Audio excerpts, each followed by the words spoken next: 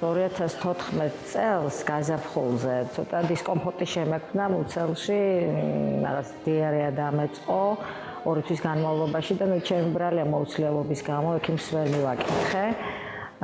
შესაბამისად დავიწყე თვითმკურნალობა, ვიღებდი ფერმენტებს და ამით ვაჩერებდი რაღაც დროის განმავლობაში. მე წავედი ეხოზე და აი ეხოზე უკვე გამოჩნდა ეს ყველაფერი, რომ მქონდა სიმსივნე ნაწლავზე. და შესაბამისად ნოემბრის ბოლოს უკვე ოპერაცია გამიკეთეს, ამომაჭრეს და ეხლა მაქვს მეტასტაზა ღვიძლზე.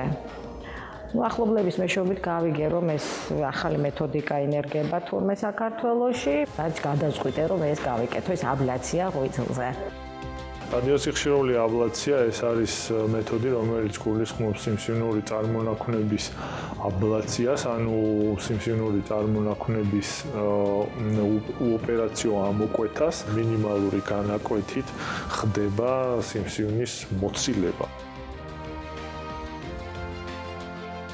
And we do it since many years in Vienna. ჩვენ ამ მეთოდს ვენაში უკვე წლებია ვიყენებთ. რადიოსიხშირული აბლაცია ითვლება მკურნალობის ყველაზე ეფექტურ საშუალებად.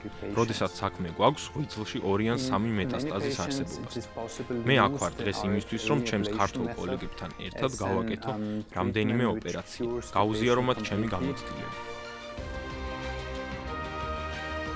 პაციენტს რომელსაც დღეს გავაკეთებთ რადიოსიხშირული აბლაციის პროცედურას, აქვს ღვიძლის 3 მეტასტაზური წარმონაქმნი. იმედია, შედეგები გვექნება ისეთი, როგორცაც ჩვენ ველოდებით, იმიტომ რომ პრინციპში კომპიუტერული ტომოგრამა და ის გამოკვლევები, რომლებიც ამ ეტაპისთვის პაციენტს გააჩნია, იძლევა ამის საშუალებას.